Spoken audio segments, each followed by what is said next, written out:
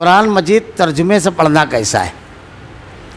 دیکھیے، قرآن مجید کو صرف تلاوت اس کا بھی بہت ثواب ہے، لیکن سمجھ کر پڑھنا، اسی کے لیے تو اللہ تعالیٰ نے نازل فرمایا اس کو، تاکہ اس کے احکامات کو جب ہم جانیں گے تو اس کے اوپر عمل کریں گے۔ جیسے آج پوری بحث آئی، اب ایک آدمی آیت طاہرہ کی تلاوت کرے لیکن احکامات تجارت نہ جانے تو تلاوت کا ثواب اس کو مل جائے گا، لیکن اسی کے لیے ہے تاکہ اس کو سمجھیں۔ اللہ تعالیٰ نے قرآن میں کہا الذین آتیناہم الکتاب یتلونہ حق تلاوتہ، حق تلاوت حق تلاوت کے ساتھ کرنا۔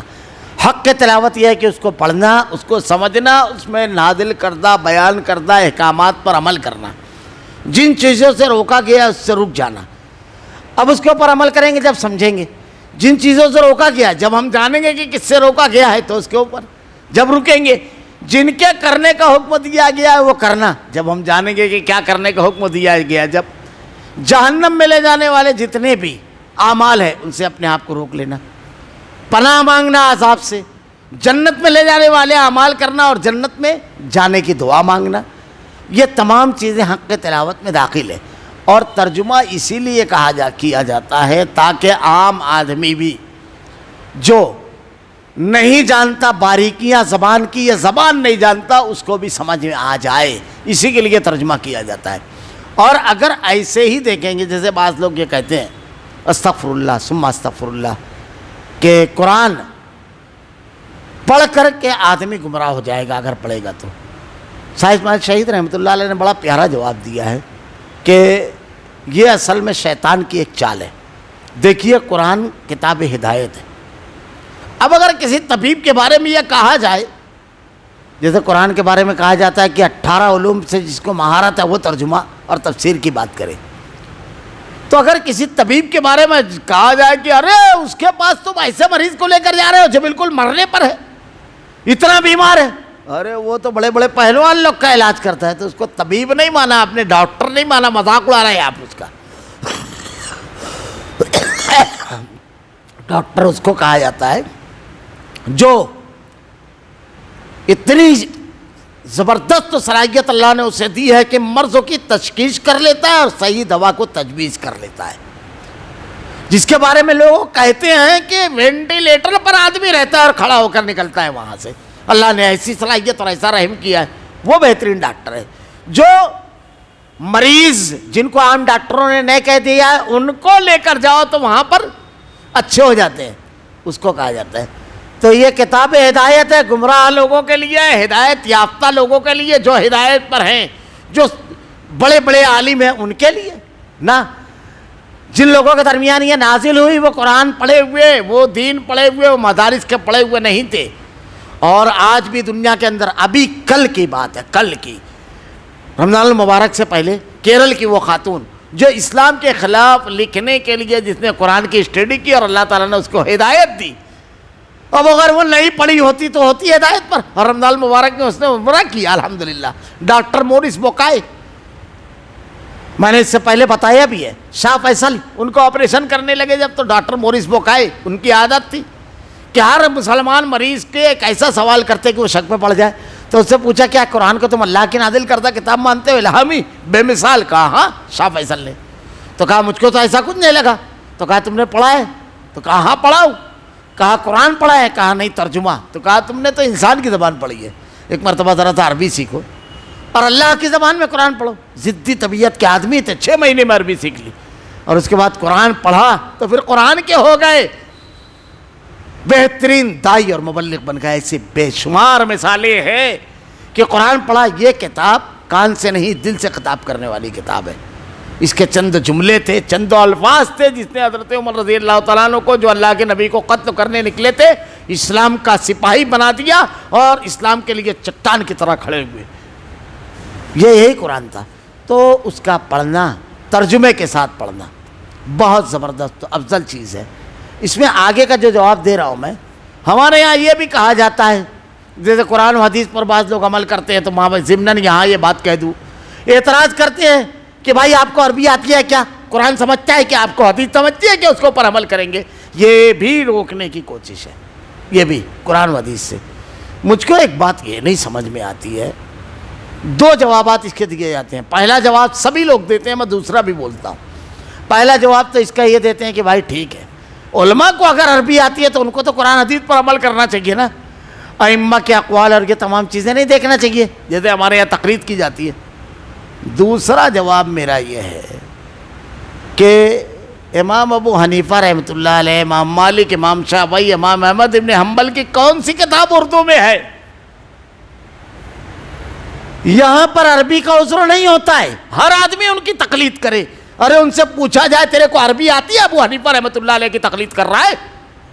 سمجھے گی ابو حنیفہ رحمۃ اللہ علیہ کی کتاب دیکھو، کوئی امام مالک کی سمجھے گی جو مالکی بنائے. جیسے یہاں قرآن حدیث پر عمل کرنے والے سے کہا جاتا ہے تیرے کو عربی آتی ہے، تو یہاں کیوں نہیں پوچھا جاتا کہ تجھ کو آتی ہے عربی؟ امام ابو حنیفہ رحمۃ اللہ علیہ کی ساری کتاب عربی میں، تو کہتے ہیں مقلد بن گیا تو. جیسے قرآن حدیث پر عمل کرنے والوں سے یہ سوال ہوتا ہے، عجیب سی چیز ہے، بالکل سامنے کی کامن سینس کی بات ہے. جب یہاں آپ یہ سوال نہیں کرتے ہیں، یہاں کہتے ہیں کہ علماء سے رجوع ہوتا ہے اور علماء ان کو بتا دیتے ہیں، تو وہی علماء قرآن و حدیث نہیں بتا سکتے.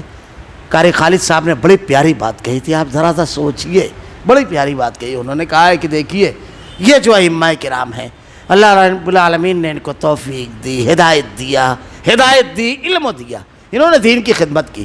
ہم ان کی خدمات اور ان کے علم سے فائدہ حاصل کرنے کے لیے کتنا لمبا سفر کرتے ہیں. امام ابو حنیفہ رحمۃ اللہ علیہ 80 ہجری میں پیدا ہوئی، 150 میں آپ کی وفات ہوئی، یعنی یہاں سے 1300 صدی کا سفر کرتے ہیں، 1300 سال کا سفر کرتے ہیں امام احمد بن حنبل، امام مالک اور امام شافعی اور امام ابو حنیفہ رحمۃ اللہ علیہ تک جانے کے لیے، اور ان کے علم سے استفادہ حاصل کرتے ہیں. بڑا اونچا مقام الحمدللہ کرنا چاہیے. لیکن کیا ہم ان کی عظمت کی وجہ سے اتنا لمبا سفر کرتے ہیں تاریخ کا، ذرا سا 80 سال آگے جا کر اللہ کے نبی تک نہ پہنچے کہ ان سے ڈائریکٹ لے میں فائدہ؟ 100 سال اور آگے نہیں جا سکتے آپ، ان کے علموں کی وجہ سے 1300 سال کا سفر کر رہے ہیں. لیکن اللہ کے نبی کی عظمت یہ نہیں ہے کہ آپ ان کے لیے 100 سال اور 200 سے 150 سال اور آگے چلے جائیں اور ان کے علم اور تحقیق سے فائدہ اٹھائیں. تو میں یہاں پر یہ جو بات کہہ رہا ہوں، پڑھنا چاہیے، بالکل پڑھنا چاہیے، اسی کے لیے عام آدمی کے لیے ترجمہ. لیکن عالم، مفتی، حافظ کو رہنمائی میں پڑھنا کیسا ہے؟ دیکھیے رہنمائی میں پڑھنا ضروری ہے، ضروری چیز ہے، کیونکہ علم جو ہے استاد ہی سے حاصل کیا جاتا ہے. اور اس میں خاص طور سے یعنی متشابہ جو آیتیں ہیں، جیسے اللہ تعالیٰ نے ارشاد فرمایا ہے فَأَمَّا الَّذِينَ فِي قُلُوبِهِمْ زَيْغٌ فَيَتَّبِعُونَ مَا تَشَابَهَ مِنْهُ ابْتِغَاءَ الْفِتْنَةِ وَابْتِغَاءَ تَأْوِيلِهِ هُوَ الَّذِي أَنزَلَ عَلَيْكُمُ الْكِتَابَ آيَاتٌ مُحْكَمَاتٌ هُنَّ أُمُّ الْكِتَابِ وَأُخَرُ مُتَشَابِهَاتٌ فَأَمَّا الَّذِينَ فِي قُلُوبِهِمْ زَيْغٌ. تیسرا پارہ سورہ آل عمران بالکل ابتدا میں ہے، محکمات بھی ہے، متشابہات بھی ہے، جو واضح احکامات ہیں. بالکل آپ دیکھیے، پڑھیے. جیسے نماز قائم کرنے کا حکم کیا گیا ہے، بالکل سمجھ میں آنے والی چیز ہے. اللہ کے اور اس کے رسول کی اطاعت کرنا ہے، زنا کے قریب نہ جانا ہے، چوری نہیں کرنا ہے، یہ سب. لیکن جو باریک احکامات ہیں اس کے لیے اہل علم سے رجوع ہونا، ان کی رہنمائی کے بغیر نہیں، اپنی عقلوں سے نہیں. امام مالک رحمۃ اللہ علیہ، ابو بکر صدیق، حضرت عمر فاروق، دیگر سلف کا یہ قول. قرآن کی تفسیر سب سے پہلے کیا دیکھیں گے کہ اللہ کے نبی نے، اللہ تعالیٰ نے ان کو نازل کیا، اسی لیے مبعوث فرمایا کہ وہ ہماری رہبری اور رہنمائی کریں. اللہ کے نبی صلی اللہ علیہ وسلم کی بڑی مشہور حدیث ہے. ہمارے یہاں جو کہا جاتا ہے کہ آدمی صرف عربی بھی اگر جان جائے تو وہ ضروری نہیں ہے، اللہ کے نبی کے ذریعے سمجھنا. اللہ کے نبی نے کہا حرج کی زیادتی ہوگی آخر میں. صحابہ کرام عربی زبان کے ماہر تھے، اللہ کے نبی سے کہتے ہیں حرج کیا ہے؟ اللہ کے نبی نے کہا قتل. صحابہ کو بھی ضرورت پڑی تو اللہ کے رسول صلی اللہ علیہ وسلم نے جو سمجھایا احادیث کے ذریعے سمجھنا، آیتوں کی تشریح تفصیل بہت ضروری ہے. حضرت ابو بکر صدیق کہتے ہیں وہ کون سی زمین ہے جو مجھ کو پناہ دے گی، وہ کون سا آسمان ہے جو مجھ کو سایہ دے گا، اگر اللہ کی کتاب کے بارے میں وہ بات کہوں جو اللہ کی مقصود اور مطلوب نہ ہو، جسے اللہ نے نہ فرمایا، یعنی اپنی عقل سے. بدترین چیز تفسیر بالرائے ہے، اپنی رائے سے تفسیر کرنا. اور تفسیر بالرائے یہ ہے اپنا ایک منہج، اپنا ایک مزاج، اپنی ایک سوچ بنا کر کے قرآن کی آیتوں کو اس پر لا کر کے فٹ کرنا، اپنے ذہن و دماغ کو قرآن و حدیث کے مطابق کرنا، یہ ہے منہجیت۔ تو اب اس تمام فسادات سے، جیسے آج کے دور میں بہت سارے لوگ ٹی وی پہ بیٹھ جا رہے ہیں، کسی آیت کے کچھ تفسیر کر رہے ہیں، کسی آیت کے بارے میں کچھ کہہ رہے ہیں۔ ابھی منکرین حدیث ہے، نماز کے الگ الگ معنی، کوئی لیتا ہے صلاۃ، کوئی لیتا ہے اللہ کے قانون کا نافذ کرنا، کوئی لیتا ہے پریڈ، الگ الگ معنی سب لے رہے ہیں۔ کیا قرآن سمجھنے کے لیے لغت یہ جانتے ہیں کہ لغت دیکھ سکتے ہیں، لیکن اللہ کے نبی کی بات ان کے نزدیک قابل قبول نہیں ہے۔ جن کو اللہ نے اسوہ قرار دیا، بڑی عجیب سی حالت ہے، ان کی عقل و معیار ہے، محمد الرسول اللہ صلی اللہ علیہ وسلم کی عقل و معیار نہیں ہے قرآن کے بارے میں، الگ الگ معنی، الگ الگ تفسیر۔ تو اس کے لیے ضروری ہے، دیکھیے ایک بات سمجھ لیجیے، میں اکثر ایک مثال دیتا ہوں۔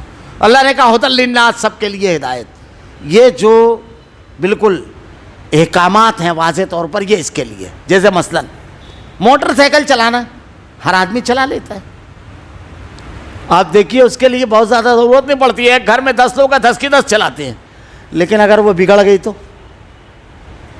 تو چابی لے کر بیٹھتے ہیں آپ کھولنے کے لیے کہ موٹر سائیکل ہے، کوئی بھی کر سکتا ہے، آپ کیا کریں گے؟ ریس بہت دے رہی ہے، بند ہو جا رہی ہے، الٹی سیدھی کی، اور اس کے بعد کہاں پہنچے؟ میکینک کے لگنا کہ چابی لے کر بیٹھ گئے، چابی لے کے بیٹھ گئے تو جتنی تھی وہ بھی گئی، کیونکہ کہاں کا کھول کے کہاں فٹ کریں گے آپ کو معلوم ہے کیا؟ چاک کی جگہ ہینڈل، ہینڈل کی جگہ چاک لگائیں گے تو ایک قدم بھی نہیں چل پائے گی، یہی ہوگا نا۔ اب ہمارے یہاں یہی ہے، جو میکینک نہیں ہے، جو ماہر نہیں ہے، اس کو دے دے رہے ہیں چابی، پانا لے کھول۔ چلانا الگ ہے، بنانا الگ ہے۔ تو اس میں جو باریکیاں ہیں، متشابہات ہیں، اور جو چیزیں ہیں باریکیاں ہیں، فن کے ماہر سے پوچھئے، اور اس کے لیے علماء کی، اور کون سے علماء؟ کون سے علماء؟ اللہ تعالیٰ نے قرآن میں ایک شرط لگائی، فَاسْأَلُوا أَهْلَ الذِّكْرِ، اہل ذکر سے پوچھو، جو قرآن اور حدیث جانتے ہیں، اس عالم سے نہیں۔ یہاں پر ایک تلخ جملہ ذرا سا برداشت کر لیجیے، ہمارے یہاں فتویٰ اٹھا کر دیکھیے، مدارس میں جب فتویٰ پوچھا جاتا ہے تو فتوے کے نیچے حدیث نہیں رہتی ہے، بلکہ اقوال رہتے ہیں، فلاں فتاویٰ فلاں، فلاں فتاویٰ فلاں، فتاویٰ فلاں۔ فتوے کے نیچے آپ محمد الرسول اللہ کی میم دیکھیے، مفتی کی نہیں، مفتی فلاں نے کہا، مفتی فلاں صاحب نے کہا، فتوے کے نیچے۔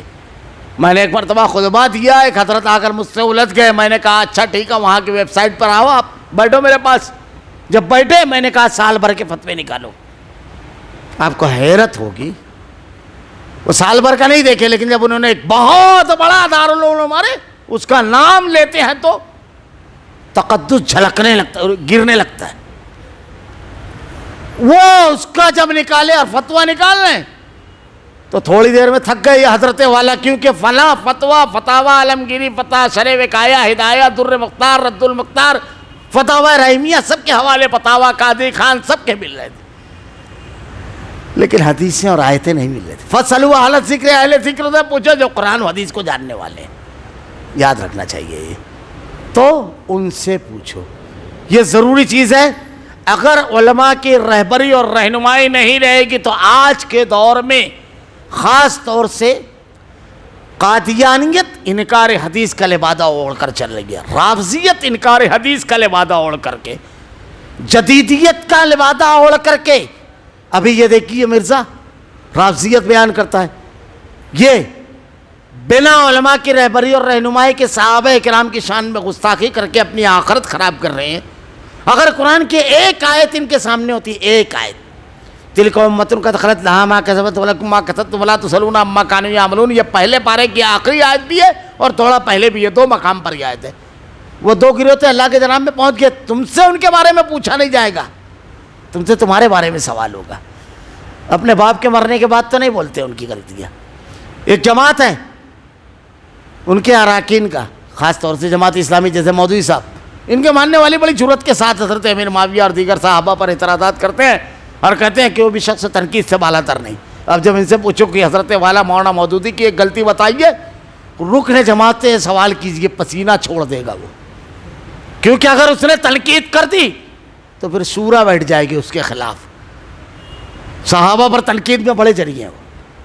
تو یہ سب اسی کی وجہ سے ہوا. علماء کی رہبری اور رہنمائی اللہ لینے کی وجہ سے صحابہ کو گالیاں دی جا رہی ہے, بلا برا.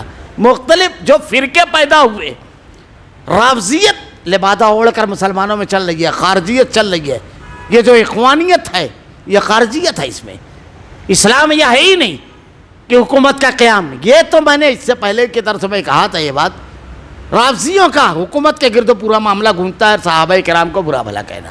ہمارے یہاں بھی کچھ نوجوانوں کا یہی ہے, حکومت الہیہ کا. دیکھیے بندوں پر حکومت اس کے لیے نہیں برپا کی اللہ نے, اللہ کے بندوں کو اللہ کی بندگی میں دینا, توحید, اس پر محنت ہوگی. اس کے لیے انبیاء آئے. دو جملے میں صرف فرق کیا ہوں. ان کا معاملہ یہ ہے کہ تمام بندوں پر حکومت ہو, اور انبیاء کرام کا مشن تھا تمام بندے اللہ کی خالق و مالک مان کر کے اس کے سامنے جھک جائیں. حکومت تو اس کے بدلے میں پھر خود بخود اللہ تعالیٰ عطا کرے گا.